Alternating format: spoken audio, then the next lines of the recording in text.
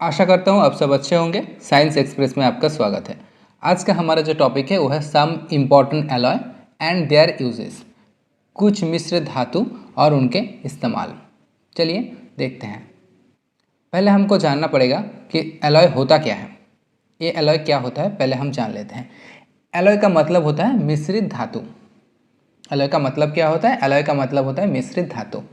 Alloy दो या उससे अधिक धातु का मिश्रण होता है। दो या उससे अधिक धातु का मिश्रण होता है।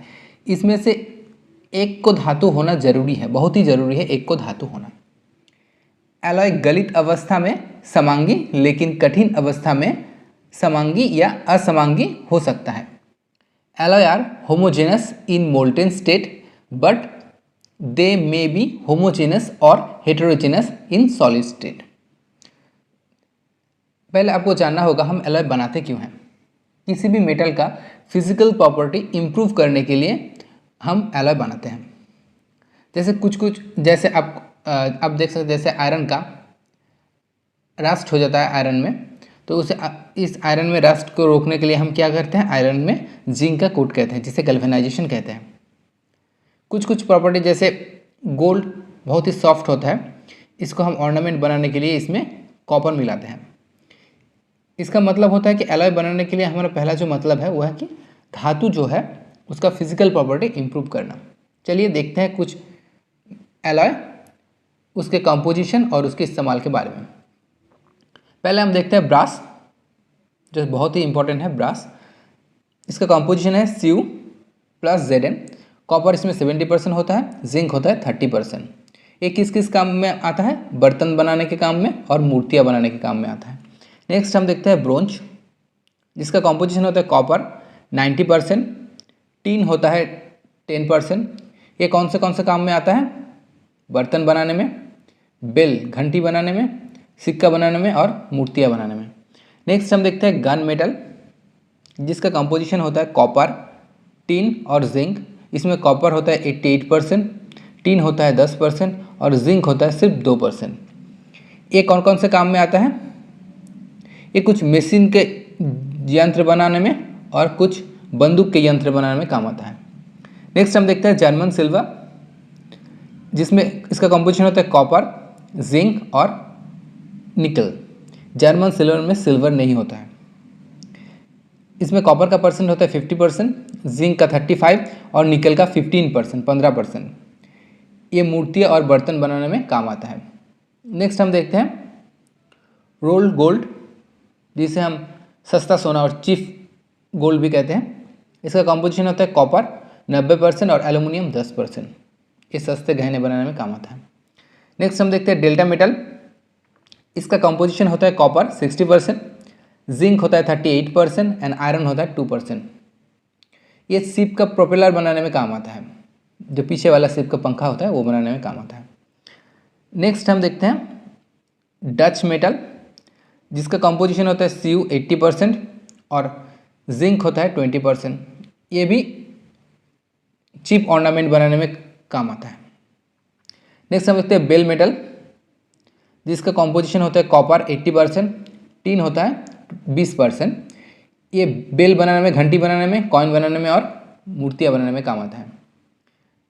नेक्स्ट हम देखते हैं रोज मेटल, इसका कंपोजिशन होता है Bi 50%, लेड 28% और टिन 22%। ये ऑटोमेटिक फ्यूज़ बनाने में काम आता है। ये बहुत इंपॉर्टेंट है, ऑटोमेटिक फ्यूज़ बनाने में काम आता है कौन? रोज मेटल। नेक्स्ट हम देखते हैं सोल्डर, जिससे हम सोल्डरिंग करते हैं। उसका कंपोजिशन होता है लेड 50% और टिन 50%। ये सोल्डर में काम आता है। नेक्स्ट हम देखते हैं टाइप मेटल, इसका कंपोजिशन होता है टिन 5%, लेड 80% और Sb एंटीमोनी होता है 15%। ये प्रिंटिंग इंडस्ट्री में काम आता है, छपाई के काम में आता है। नेक्स्ट हम देखते हैं इनवर, इसका कंपोजिशन होता है आयरन 54%, निकल होता है 36%। एक घड़ी का पेंडुलम बनाने में काम आता है और स्केल बनाने में काम आता है। नेक्स्ट हम देखते हैं मुंच मेटल, एक कॉइन बनाने में काम आता है। ये भी बहुत इंपॉर्टेंट है, कॉइन बनाने में कौन सा मेटल काम आता है? मुंच मेटल। इसका कंपोजिशन होता है कॉपर 60%, जिंक होता है 40%। नेक्स्ट हम देखते हैं स्टेनलेस स्टील, जिससे लगभग सभी बर्तन बनाए जाते हैं। इसका कंपोजिशन होता है आयरन 75%, क्रोमियम 15%, निकेल 10% और कार्बन होता है 0.5%। ये बर्तन बनाने में और सर्जिकल इंस्ट्रूमेंट बनाने में काम आता है।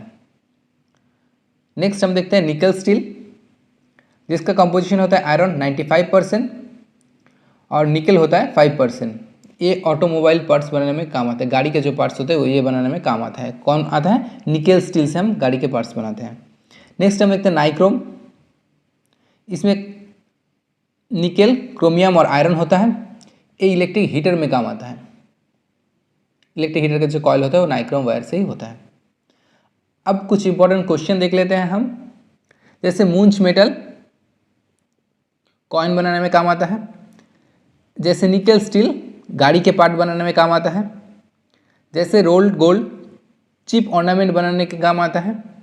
जैसे एमलगम हम किसे कहते हैं? एमलगम हम उसे कहते हैं the amalgam is an alloy in which the one of the component metal is mercury, जिसमें मरकरी यानी पारा धातु के साथ अगर कोई एलॉय बनाता है तो उसे हम कहते हैं एमलगम। नेक्स्ट हम देखते हैं, ये मैंने पहले ही बता चुका हूँ आपको कि एलॉय में क्या होता है, केमिकल प्रॉपर्टी जो होता है वो एक ही रहता है, लेकिन जो फिजिकल प्रॉपर्टी है वो इम्प्रूव होता है। फिजिकल प्रॉपर्टी इम्प्रूव करने के लिए ही हम क्या करते हैं, एलॉय बनाते हैं। और आयरन, ये भी मैंने पहले बता दिया है कि आयरन को जिंक के साथ कोटेड करना पड़ता है गैल्वेनाइजेशन के लिए, ताकि आयरन को रस्ट से यानी जंग से बचाया जाए। Thanks for watching. Please to like, comment and subscribe science express. Thank you.